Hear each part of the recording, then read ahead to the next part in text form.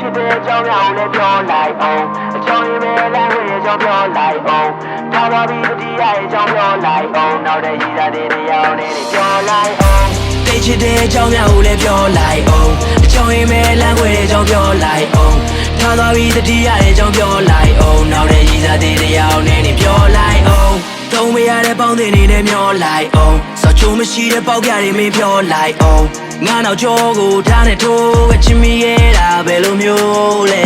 နောက်ထပ်မရှိတော့ပါပတ်သက်ခြင်းများနှုတ်ဆက်လိုက်တော့ငါရဲ့မေးတဲ့ရှိုးတို့စင်များအမှန်မရှိမနဲ့ထီအလွမ်းတို့တေအောင်တတ်သည်ရှေ့ဆက်ဖို့ဖြစ်တော့မင်းနဲ့ငါပြတ်ပြီးရွက်တို့ချွေလာပြီးငါရဲ့တွင်များမျောလွင်ငယ်တဲ့နေရာစီမင်းထားခဲ့တဲ့ຫນွေရသည်တပိုင်းတစားအလွမ်းများနဲ့ငါသေးပါပြီ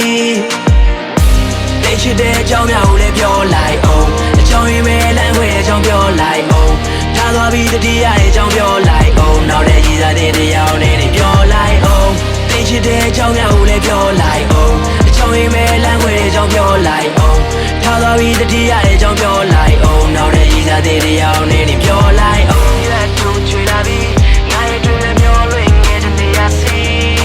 မင်းထားခဲ့တဲ့ຫນွေရသည်တပိုင်းတစားအလွမ်းများနဲ့ငါသေးပါပြီ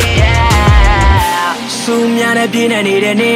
စီဖန်ဆုပ်ထားခဲ့ပြီးတော့ငါချစ်တဲ့ရာတွင်တီမေတော့ပါဘူးငါဘဝရောက်စင်မရှိကွဲပြားချနာလုံးနဲ့မင်းနဲ့ငါစရိုက်ချင်းမညီမစင်တော့ရဲ့တွေးမိနေတဲ့နှချီချက်တို့အားလုံးချင်းနဲ့မှတဲ့မုံမမေဝခံမလွယ်ပေမဲ့တလောင်းနဲ့ဆုံးသက်လိုက်တာဟာဖြေပဲခံစားချက်တို့ရေပြောသွားပြီမေမဆုံးမင်းနဲ့ချစ်ခဲ့မိရဲ့မာကြီးနေနဲ့ဝေးဆုံးငါထွက်သွားပြီ